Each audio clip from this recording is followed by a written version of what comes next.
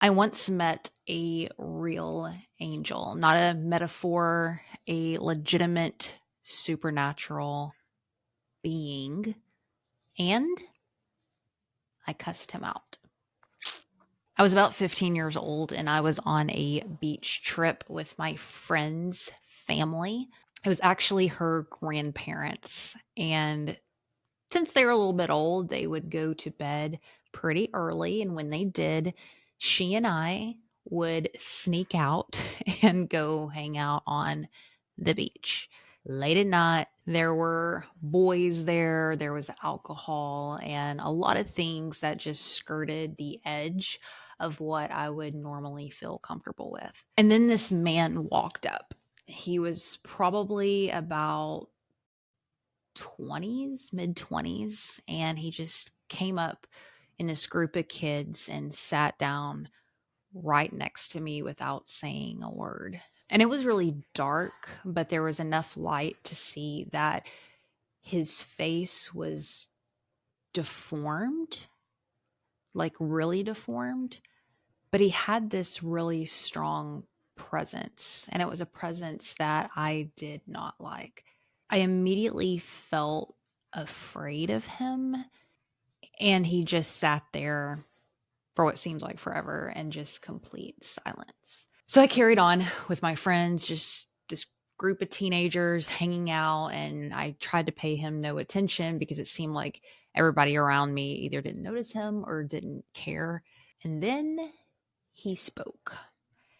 He looked directly at me. It was like no one else was there. And he said, "Your dad just left your mom." How did he know that? He went on to say, "And the divorce has been really hard on you, and you're struggling with what you believe anymore." I freaked out. He went on to say a few more things that was impossible for him to know because I had told no one. And I asked him how he knew all of these things, and he said, "I was sent here with a message for you." Now, this next part's really weird. He started drawing in the sand, and he was drawing a life path and said that I was at a crossroads where my life was going to end up in two very different points. One of them was a life full of addiction, and the other one was the path that God intended for me. So I looked at him when he was done and I cussed him out. I started yelling at him, said horrible things, and I was just so angry. And he said, "I knew you would respond this way, but I had to tell you this message. My work here is done." He got up, he left, and I never saw him again. Ironically, I still didn't really talk about it with any of the people there. They were like in their own world, and I was really embarrassed for what just happened. So I just continued on with the night, but I could not get this guy out of my head and what he said to me. And even weeks later, I'd wake up in the middle of the night and it was just constantly on my mind. What had happened? So I made the decision to believe him, and I cut it off with a lot of people that I knew weren't right for me. I broke up with my boyfriend at the time, and I started getting really involved with my youth group, which had a huge positive impact on my life. And now, at the age of almost 40, I pull two things from this story.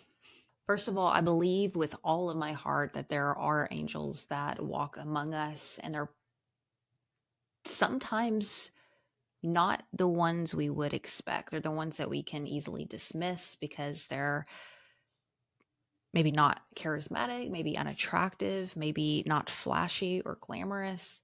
Maybe there's something that others them in some way, and we miss the goal that they're trying to bring into our lives. And number two,